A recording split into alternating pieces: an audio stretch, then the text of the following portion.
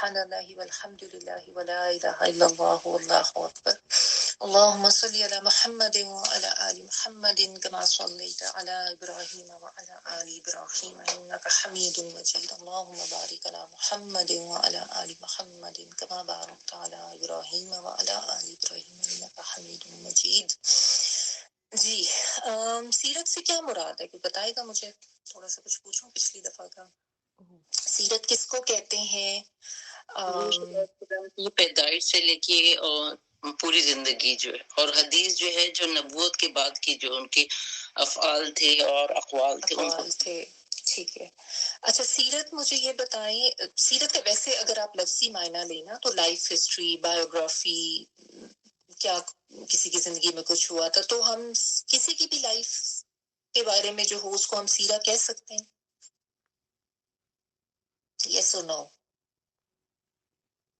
जी कह सकते हैं मेरे ख्याल में। जी बिल्कुल कह सकते हैं, किसी की भी लाइफ हिस्ट्री का आप कह सकते हैं, लेकिन ये वर्ड इतना ज्यादा नबी सल्लल्लाहु अलैहि वसल्लम की लाइफ के लिए, लाइफ हिस्ट्री के लिए यूज हुआ ना कि अब सीरा का नाम आते ही बिलमूम जो है, यानी इसका हमारे ज़हन में यही आता है कि ये नबी सल्लल्लाहु अलैहि वसल्लम, क्योंकि जाहिर है आप ही हमारे रोल मॉडल है ना, तो उन्हीं की जिंदगी ऐसी हो सकती है जिसको हम एक एग्जाम्पल के तौर पे ले सकते हैं। ठीक है, वैसे किसी के लिए भी आ सकता है, लेकिन बिलमूम ये नबी सल्लल्लाहु अलैहि वसल्लम के लिए। जब आप सीरा भी कहें ना, सीरा तो नबी ना भी कहें, सीरा भी कहें तो उससे यही समझ आती है कि नबी सल्लल्लाहु अलैहि वसल्लम की लाइफ हिस्ट्री के बारे में बात हो रही है। और आप सल्लल्लाहु अलैहि वसल्लम जो है, मैंने आपको ये भी बताया था कि कामयाब तरीन शख्सियत थे। क्यों कामयाब तरीन शख्सियत थे, किसी को अगर याद हो? मैं चाह रही हूँ थोड़ा सा ना अब आप लोग ध्यान से सुने, क्योंकि मैं बीच बीच में ना क्वेश्चंस किया करूंगी।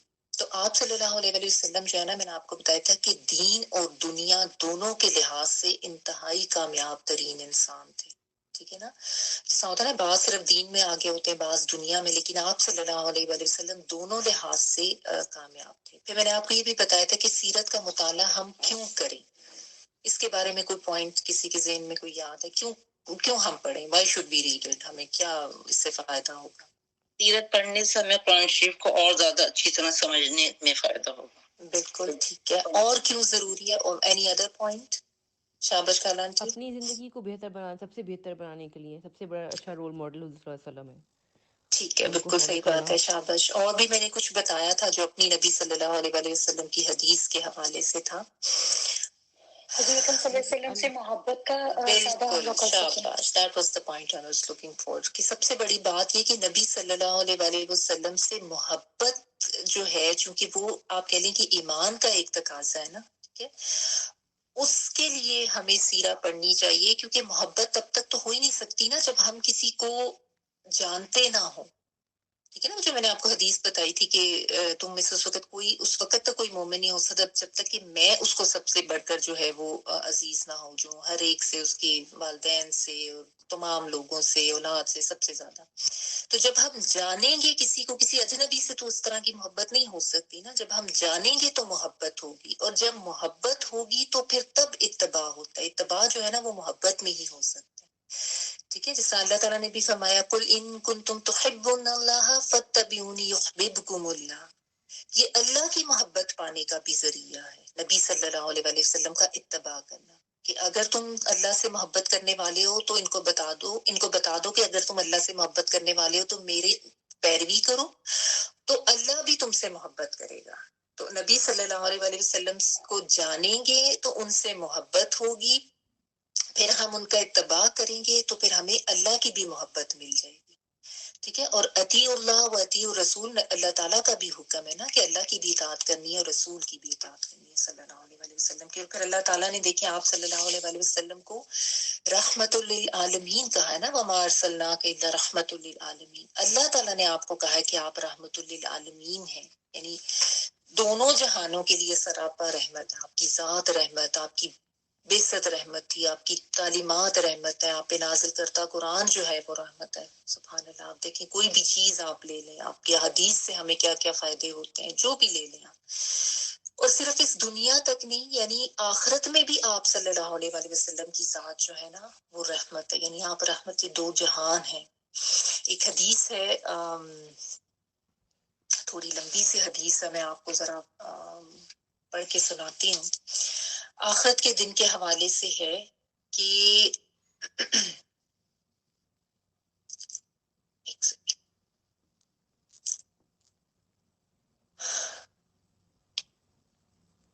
سوری وہ میرے سے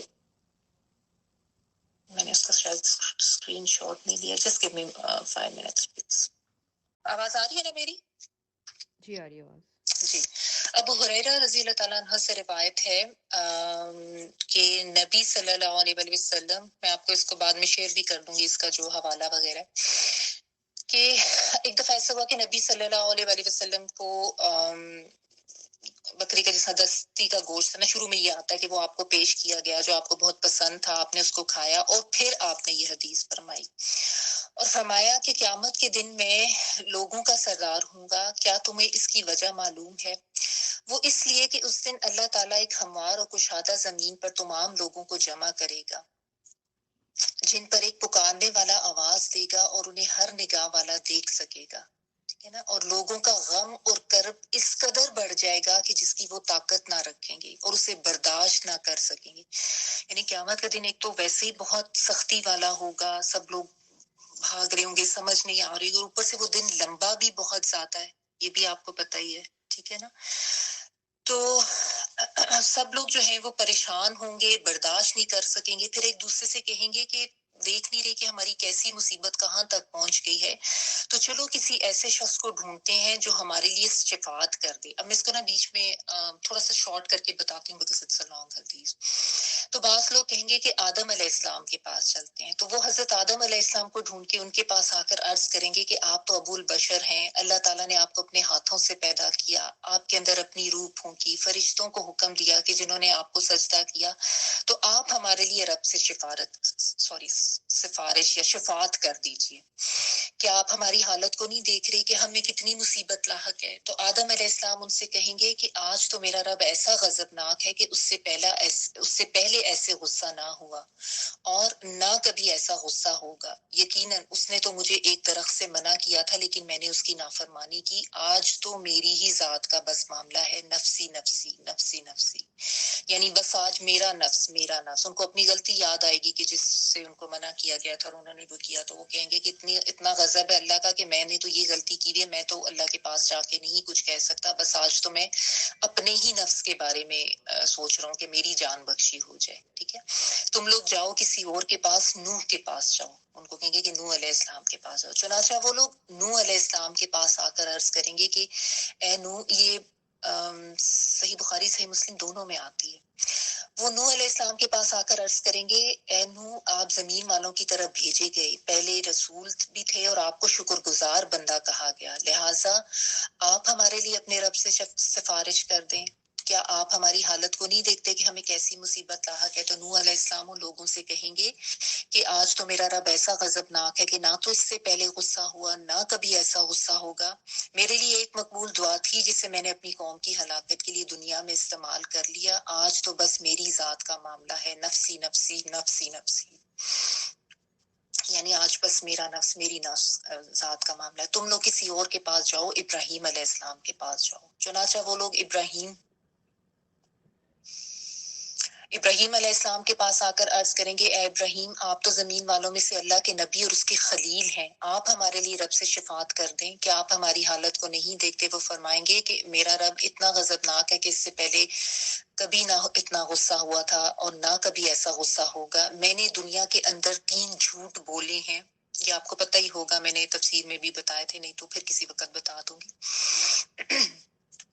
کہ میں تو 3 جھوٹ بول چکا ہوں. یعنی ان کو اپنے وہ جھوٹ یاد آ جائیں گے اور وہ کہیں گے کہ وہ جھوٹ اس نوعیت کے بھی نہیں تھے, توریہ ہی تھے ایک طرح کے, لیکن بہرحال, اور وہ کہیں گے کہ آج تو بس میری ذات کا معاملہ ہے, نفسی نفسی نفسی نفسی,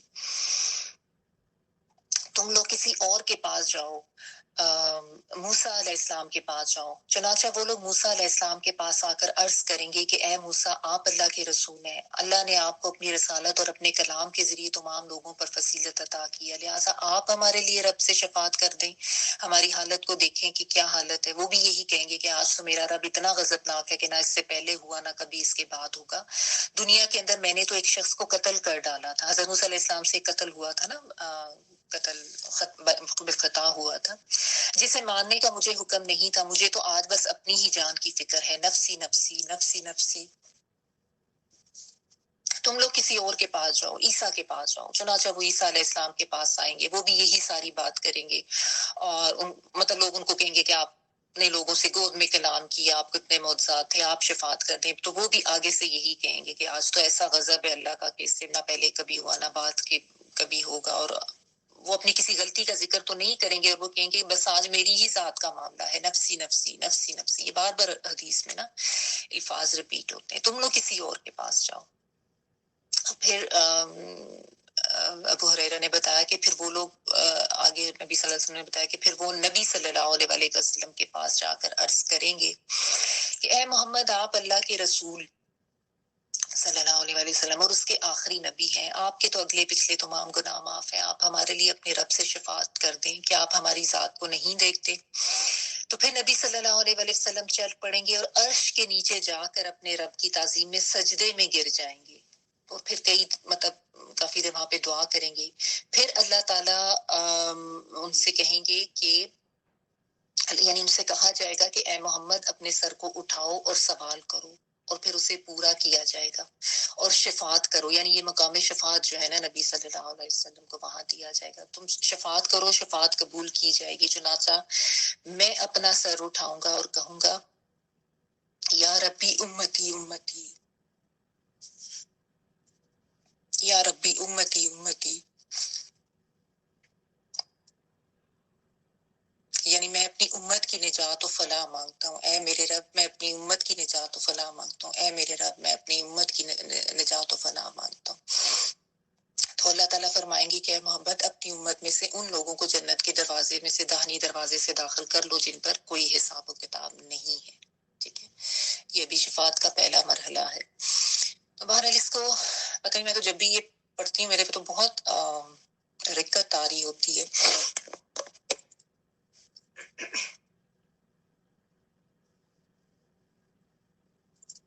ایک منٹ کے لیے آپ ذرا تھوڑا محسوس کریں، مطلب قیامت کے دن کی سختی اور ہولناکی، اور جس کے بارے میں یہ آتا ہے نا کہ اس دن ہر انسان بھی یوم المرء من اخیہ و امہ و ابیہ و صاحبتہ و بنیہ، یعنی انسان اپنے بھائی سے بھاگے گا، ماں سے بھاگے گا، باپ سے بھاگے گا، اپنی بیوی سے، اپنے بیٹے سے. یہی وہ سارے رشتے ہیں نا جو ہمیں اتنے عزیز ہوتے ہیں دنیا میں.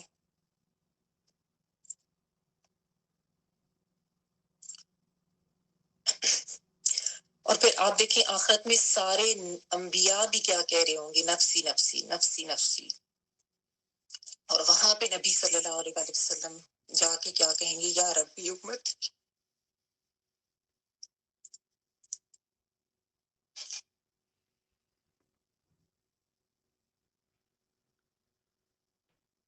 یا ربی امت.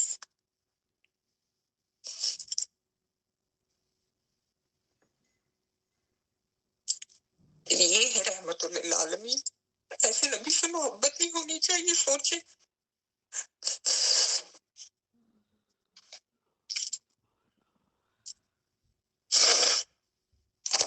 کہ ایسے نبی سے محبت نہیں ہونی چاہیے، ایسے نبی کی پیروی نہیں کرنی چاہیے، یا ایسی نبی کی سنتیں ہماری ترجیحات نہیں ہونی چاہیے. لیکن آج امت کا حال دیکھیں، کچھ پتہ نہیں کون اللہ کون رسول، دین سے دور، قرآن سے دور، اعمال ہے خراب ہے، اخلاق ہیں بگڑے ہوئے ہیں، بدعمالیاں، بد اخلاقیاں، بد کرداریاں. دوسری قوموں سے ہم متاثر ہیں، ان کے طریقے، ان کے تہذیب اپنانے پہ ہم فخر کرتے ہیں، اور اپنے نبی کی سنتیں اپناتے ہوئے ہمیں شرم آتی ہے. اول تو امتی نماز ہی نہیں پڑھتے، اور نماز کے لیے کھڑے بھی ہوں گے تو کہیں گے بس فرض پڑھ لیتے ہیں، باقی چھوڑو، یہ تو سنت ہے. اس کی خیر سنتیں کیا پڑھنی.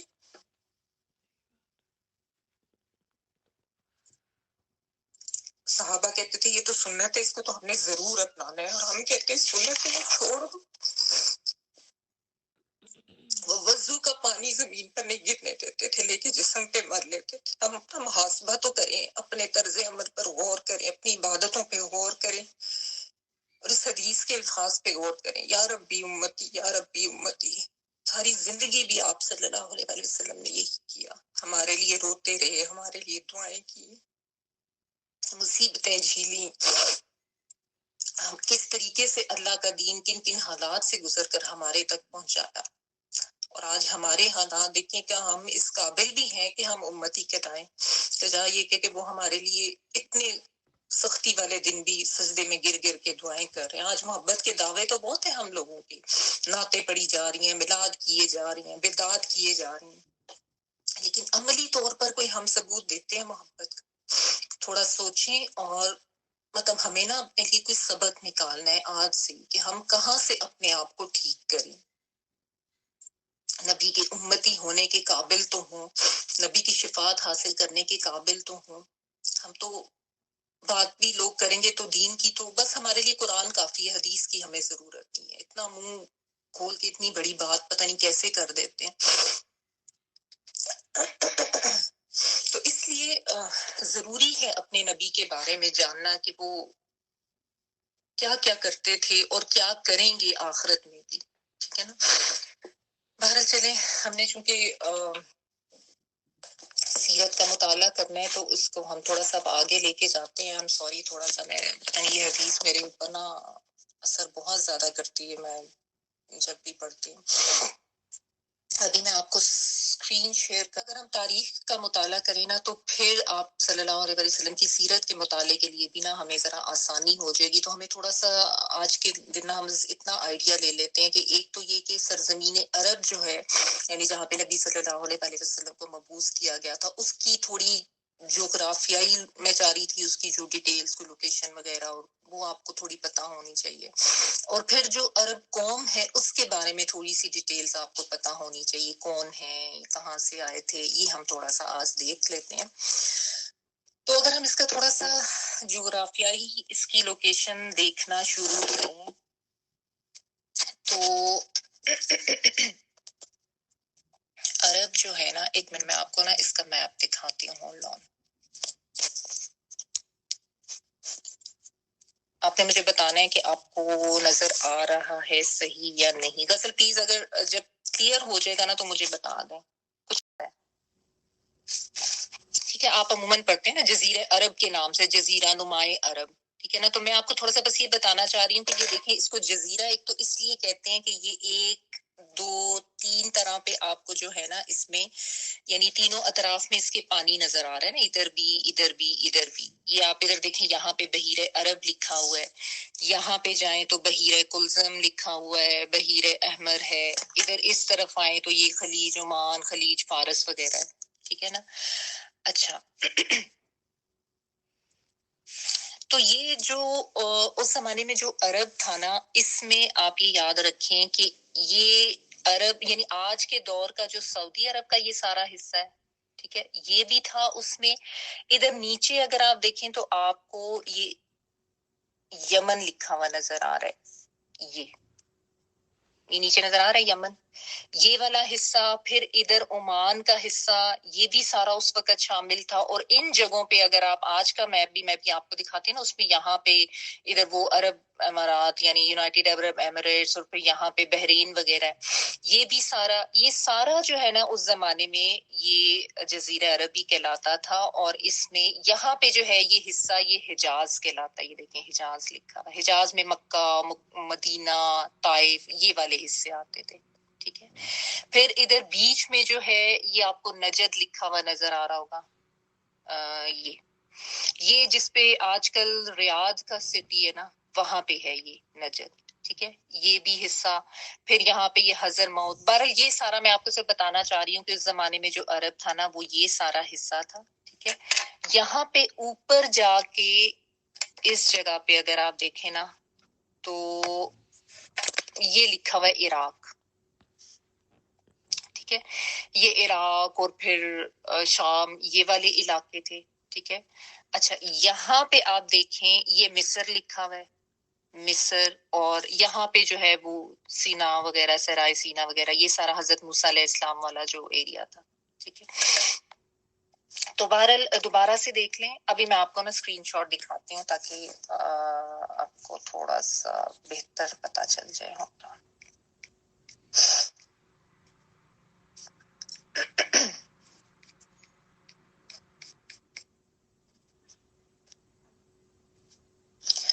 کیونکہ تھوڑی سی اگر ہمیں ہسٹری پتا ہوگی نا تو پھر ذرا آپ لوگوں کو تھوڑا پڑھنے میں بھی مزہ آئے گا اور تھوڑا زیادہ بہتر جو ہے نا آپ اس کو سمجھ پائیں گے. مجھے بتا دینا کہ اسکرین شیئر ہوئی یا نہیں. یہ جزیرہ نما عرب، یہ نیچے یمن ہے. یہ یمن کو آپ نے یاد رکھنا ہے ابھی آگے. ٹھیک ہے. اور یہ ادھر آپ کو میں نے بتایا عمان، اور یہ اوپر خلیج عمان، خلیج فارس، اور یہ اوپر جا کے ایک یہ جو عراق ہے نا اس کو بھی آپ ذہن میں رکھیں کیونکہ یہاں پہ حضرت ابراہیم علیہ السلام کی پیدائش ہوئی تھی. تو تھوڑا سا آپ کو ذہن میں اگر یہ آئیڈیا ہوگا نا تو جو میں آگے ابھی آپ کو بتاؤں گی ان عرب اقوام کے بارے میں، پھر تھوڑا سا ان کو سمجھنے میں آپ کو آسانی رہے گی. ٹھیک ہے. یہ نیچے جو یمن ہے یہاں پہ وہ قوم سبا تھی جو حضرت سلیمان علیہ السلام کے واقعے میں جن کا آتا ہے، تو اس کو آپ ذہن میں رکھیں. اور اچھا تو عرب اقوام جو ہے نا، سب سے پہلے تو عرب کے بارے میں دیکھ لیتے ہیں کہ عرب کا مطلب جو ہے نا کیا ہے، عرب کا مفہوم کیا ہے. اس کے بارے میں دو رائے ہمیں ملتی ہیں. ایک تو یہ کہ فصاحت و بلاغت کے معنی میں ہے کیونکہ یہ لوگ بہت فصیح البیان تھے. میں نے آپ کو بتایا کئی دفعہ یہ بات، شعر و ادب کا بہت دورہ تھا. تو یہ خود کو جو ہے نا عرب کہتے تھے اور باقیوں کو عجم کہتے تھے، یعنی گونگا آپ کہہ لیں. اور ایک دوسری رائے یہ کہ یہ عربہ سے نکلا ہے جس کا مطلب صحرا، ریگستان وغیرہ، چونکہ بیشتر حصہ جو ہے وہ صحرائی علاقہ تھا تو اس لیے عرب کا علاقہ کہلاتا ہے. ٹھیک ہے. بہرحال مورخین جو ہے نا انہوں نے عرب قوم کو 3 گروہوں میں تقسیم کیا ہے. ایک ہے عرب بائدہ، ایک ہے عرب عاربہ، اور ایک ہے عرب مستعربہ. کسی کا مائک آن ہے کائنڈلی پلیز آف کر دیں ورنہ مجھے پھر پیچھے جا کے آف کرنا پڑے گا. آپ اپنے اپنے مائکس چیک کر لیں. عرب جو ہے بیسیکلی تو 2 ہیں، عرب بائدہ اور عرب باقیہ. بائدہ وہ قومیں ہیں جو ختم ہو چکی، عاد، سمود، قوم لوط وغیرہ، یہ تو ختم ہوگی نا، ان کا تو کوئی وہ نہیں ہے مزید ذکر. عرب باقیہ جو ہے یعنی باقی رہنے والی قومیں جو ہیں ان کو آگے سے 2 میں تقسیم کیا گیا ہے، عرب عاربہ اور عرب مستعربہ. یعنی 3 جو مین لی جاتی ہیں، عرب بائدہ، عاربہ اور مستعربہ، اس طرح سے لی جاتی ہیں. عاربہ عرب سے ہی ہیں جو کہ یہاں کے لوکلز ہی تھے. ٹھیک ہے نا.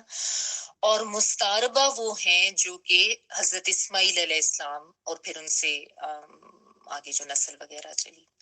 تو عاربہ جو ہے نا یہ کون تھے، ان کا سلسلہ نسب جو ہے اگر آپ نیچے پڑھیں میں نے لکھا ہوا ہے بنو قحطان سے ان کا سلسلہ نسب جا کے ملتا ہے جو کہ یمن میں تھے.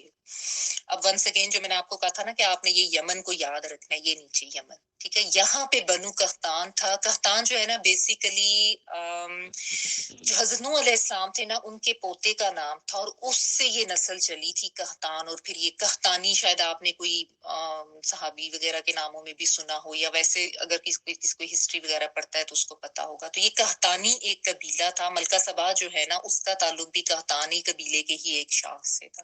ٹھیک ہے. تو یہاں سے یہ لوگ یمن سے نکل کے نا یہ جو مکہ وغیرہ کا حصہ ہے نا یہاں پہ یہ لوگ شفٹ ہوئے تھے. یعنی تھے عرب ہی تھے کیونکہ میں نے آپ کو بتایا نا یہ حصہ عرب کا ہی تھا اس زمانے میں، یمن کا، عمان کا، یہ سارا عرب کا ہی تھا، عرب کے ہی لوگ تھے. لیکن یہاں سے نکل کے پھر یہ مختلف حصوں میں چلے گئے تھے. کچھ تو اوپر عراق وغیرہ چلے گئے، کچھ ادھر مصر کی سائڈ پہ چلے گئے، لیکن کچھ جو ہے یہ انہی ایریاز میں مکہ وغیرہ میں اور ان جگہوں پہ آ کر آباد ہوئے تھے، جن میں ایک قبیلہ جرہم تھا، اس کا نام بھی آپ نے یاد رکھنا ہے، جو آ کے ادھر مکہ ہی آباد ہوا تھا. اور کیوں یہ نکلے تھے یہاں سے، اس کی ایک وجہ تو یہ تھی کہ ظاہرہ آبادی وغیرہ بڑھ رہی تھی تو یہ لوگ پھر دوسرے حصے میں عرب کے جو ہے چلے گئے تھے جس طرح کے بالعموم ہوتا ہے. اور اور ایک وجہ یہ بھی تھی، شاید آپ کو یاد ہو قوم سبا کا جب آپ نے پڑھا تھا کہ ان کے اوپر ایک پہلی تو بڑی خوشحال قوم تھی، سرسبز و شاداب علاقہ تھا، پھر بند شند ڈیمز انہوں نے بڑے بنائے ہوئے تھے، پھر ان کا ایک ڈیم ٹوٹا تھا، مارب بند اس کو کہتے ہیں، وہ ٹوٹا تھا، تو اس کی وجہ سے بھی بہت سے لوگ پھر وہاں سے نکل گئے تھے. تو بہرحال ان ریزنز کی وجہ سے پھر یہ جو ہے نا ان ایریاز میں آئے تھے. ٹھیک ہے، کچھ دور چلے گئے، کچھ ادھر خلیج وغیرہ کے علاقوں میں چلے گئے، کچھ ایران وغیرہ کی سائڈ پہ، کچھ اوپر عراق، کچھ مصر، اور جس طرح میں نے آپ کو بتایا کچھ جو ہے ادھر مکہ وغیرہ میں، جس میں قبیلہ جرہم کا نام آپ نے یاد رکھنا ہے کہ وہ جو ہے ادھر مکہ میں آ کے آباد ہوا تھا. اور کیونکہ وہاں سے جو ہے وہ پھر سلسلہ نسب چلتا ہے آگے حضرت اسماعیل کا، اور وہ پھر میں نے ابھی آپ کو بتانا ہے، تو اس لیے یہ شروع کی ڈیٹیلز جو ہے نا وہ میں نے آپ کو تھوڑی سی بتا دی. ٹھیک ہے، اب چونکہ نبی صلی اللہ علیہ وسلم کا جو سلسلہ نسب جا کے ملتا ہے حضرت اسماعیل پر حضرت ابراہیم علیہ السلام سے نا، تو تھوڑا سا ان کے بارے میں ہم جانتے ہیں، تھوڑا ان کے بارے میں بھی پڑھ لیتے ہیں. حضرت ابراہیم جو ہے، اگر آپ کو اسکرین ابھی بھی نظر آ رہی ہے، تو میں نے آپ کو بتایا تھا کہ یہ اوپر جہاں پہ عراق ہے نا، یہ شاید آپ کو پتہ ہی ہوگا، عراق کا شہر تھا، اور وہاں پہ حضرت ابراہیم علیہ السلام پیدا ہوئے تھے.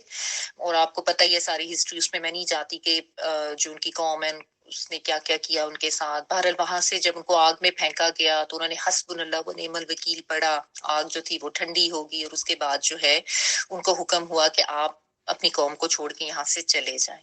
تو وہ جب عراق سے نکلے تھے نا، تو ان کے ساتھ ایک تو ان کے بھتیجے حضرت لوط علیہ السلام تھے، اور دوسری ساتھ حضرت سارہ تھی جو ان کی وائف تھی. ٹھیک ہے، اور ان کے بارے میں آتا ہے کہ بڑی خوبصورت، مطلب she was a very pretty lady. تو یہ لوگ جو ہے نا سفر کرتے ہوئے مصر میں آئے تھے، اور مصر میں اس وقت جو بادشاہ تھا، فرعون ہی ان کا لقب ہوتا تھا اس وقت کا فرعون، اس کا یہ معاملہ تھا کہ وہ اس کو جہاں بھی کوئی خوبصورت عورت نظر آتی تو وہ اس کو پکڑ کے غلام وغیرہ بنا لیتا تھا. تو اس نے یہی جب دیکھا حضرت سارہ کو، یہیں پہ حضرت ابراہیم علیہ السلام نے ایک وہ جھوٹ بولا تھا، اور انہوں نے وائف نہیں کہا تھا، انہوں نے کہا تھا کہ میری بہن ہے، یعنی وہ دینی بہن کر کے نا انہوں نے اس طریقے سے توریہ کیا تھا، ورنہ وہ مار دیتا تھا جو شوہر جو بھی ہوتا تھا نا، تو جان بچانے کے لیے بہرحال اتنی گنجائش ہوتی ہے. تو انہوں نے وہ کہا، بہرحال وہ کہتے ہیں کہ وہ جو بادشاہ تھا اس نے ان کو علیحدہ سے بلا کے اس کی نیت خراب ہوئی. لیکن حضرت سارہ چونکہ بہت نیک خاتون تھی، انہوں نے اللہ تعالیٰ سے کہتے ہیں کہ دعا کی. روایات میں یہ آتا ہے کہ اس وقت وہ جو بادشاہ تھا نا، اس کے اوپر جس طرح کوئی اٹیک سا ہوتا ہے نا، اس کے ہاتھ پاؤں مڑنے لگ گئے. تو اس کو سمجھ آ گئی کہ یہ تو اللہ کی کوئی ولی، کوئی بہت نیک خاتون ہے. تو وہ جو ہے نہ صرف یہ کہ وہ اس نے مطلب وہ ٹھیک ہو گیا، سیدھا ہو گیا، بلکہ اس نے ان کو تحفے تحائف بھی دیے، اور اپنی اس کی ایک بیٹی تھی ہاجرہ، وہ اس نے جو ہے نا ان لوگوں کو تحفے میں دے دی. ٹھیک ہے، یہاں سے حضرت ہاجرہ جو ہے وہ زندگی میں آتی ہیں حضرت ابراہیم علیہ السلام کی، جو کہ ایک طرح سے مطلب تھی تو جیسا کہنے کہ حضرت سارہ کی غلام عورت کی حیثیت سے ان کو ملی تھی تحفے کے طور پہ. اس زمانے میں ایسا ہوتا تھا نا، آپ کو پتہ ہی ہے، مصر میں بھی ایک یہ تھا، سب یہ مردوں کو یا عورتوں کو، یعنی انسانوں کو غلام بنانا ایک کامن پریکٹس تھی، اور لوگ اس طرح دے بھی دیتے تھے. بہرحال اس نے یہ کیا، اور وہ حضرت ہاجرہ جو ہے ان کو لیا، اور پھر یہ لوگ جو ہے نا فلسطین کے علاقے میں چلے گئے. ٹھیک ہے نا، وہاں پہ یہ چلے گئے، اور وہاں پہ پھر حضرت سارہ جو ہے بہت ویسے تو حضرت ابراہیم علیہ السلام سے بہت محبت بھی کرتی تھی، اور یہ ہے کہ لیکن یہ کہ بہت شادی کو سال ہو چکے تھے، اولاد نہیں تھی، تو انہوں نے جو ہے خود ان کو ہبہ کیا حضرت ہاجرہ کو، ان کو کہا کہ آپ ان سے نکاح کر لیں. پھر اللہ کا بھی ظاہرہ یہی حکم تھا، تو حضرت ابراہیم علیہ السلام کا حضرت ہاجرہ سے نکاح ہوا، اور پھر فلسطین کے علاقے میں جو ہے نا وہ حضرت اسماعیل علیہ السلام پیدا ہوئے. لیکن اس کے بعد پھر اللہ کا حکم چونکہ کچھ اور تھا، اللہ کی مرضی کچھ اور تھی، تو پھر مصر سے جو ہے ان کو وہاں سے چلے جانے کا حکم آیا حضرت ہاجرہ اور حضرت اسماعیل کو لے کے. تو پھر وہ جو ہے نا یہاں پہ چلتے چلتے صحرائی علاقے میں آئے، جو کہ اب مکہ کا علاقہ ہے. یہاں پہ وہ آئے، اور جیسے اللہ کا حکم ہوا انہوں نے حضرت ہاجرہ اور حضرت اسماعیل علیہ السلام کو یہاں پہ ایک جگہ پہ بس ویرانے صحیح تھا اور صحرائی تھا وہاں پہ چھوڑ دیا. تھوڑا سا کھانے پینے کا سامان دیا، پانی دیا، اور بس वहां पे उनको छोड़ के वो छोड़ने लगे, तो फिर उस वक्त ज़ाहिर हजरत हाजरा परेशान हुई और उन्होंने कहा कि आप इस सहरा में हमें कहाँ छोड़ के जा रहे हैं। तो वहां पे हजरत इब्राहिम अलैहिस्सलाम जो है उन्होंने उस वक्त तो कुछ ना कुछ नहीं कहा, 2-3 दफा के रिवायत में आता है कि उन्होंने पूछा, फिर उन्होंने खुद ही पूछा कि क्या ये अल्लाह का हुक्म है। ज़ाहिर है वो भी नेक खातून थी और जान गई थी कि अल्लाह के नबी हैं और ये वो, तो उन्होंने कहा कि हाँ अल्लाह का हुक्म है। तो उन्होंने बड़े आराम से कहा कि ठीक है, फिर अल्लाह हमें जाया नहीं करेगा। और बाज़ रिवायत में दूसरी में ये भी आता है कि उन्होंने भी यही कहा, हस्बुनल्लाह व निअमल वकील। ठीक है, वही अल्फाज जो हजरत इब्राहिम अलैहिस्सलाम ने भी कहे थे। तो उन्होंने भी ये अल्फाज कहे, अल्लाह पे तवक्कुल किया, अल्लाह पे भरोसा किया और वहां पे रहने उन पे वो राजी हो गई। हजरत इब्राहिम अलैहिस्सलाम, आप सोचें कि इतने अरसे बाद औलाद हुई थी, छोटा सा शीखख्वार बच्चा था और बीवी उसको वहां पे छोड़ के अल्लाह के हुक्म के तहत वो तो वहां से चले गए।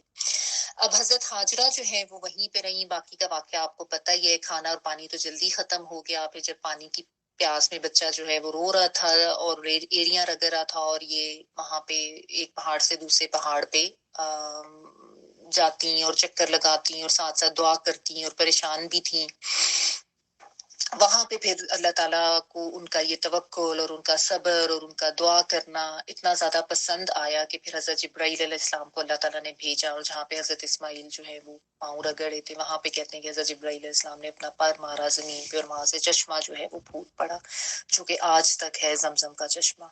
ठीक है, और हजरत हाजरा जो है उन्होंने आके फिर उस पानी के इर्द गिर्द ऐसे वो मिट्टी इकट्ठी करती जाती थी और जमजम जमजम कहती जाती थी कि रुक जा रुक जा। वो कहते हैं हदीस में ये आता है कि इस वरना अगर वो ये जमजम ना कहती तो वो जमजम का पानी जो है बहते चश्मे की तरह होता, लेकिन अब वो कुएं की सूरत में ना, क्योंकि उन्होंने एक इर्द गिर्द ऐसे उसकी मंडेर सी बना ली और जमजम कहना शुरू किया। बहरहाल वहां पे फिर वो पानी जो है वो उनको मयसर हुआ, बल्कि अल्लाह ताला ने उनकी इस तवक्कुल और इस सब्र और अल्लाह की तरफ से इस आजमाइश को लिए जाने पर इतनी अल्लाह ने उनकी कदरदानी की कि आप देखें कि आज तक अल्लाह ताला ने वो उन दो पहाड़ियों के दरमियान भागना जो है, जो भी जाता है हज के लिए या उम्रे के लिए उसके लिए लाजिम कर दिया है हजरत हाजरा की इस सही की कदरदानी के तौर पे।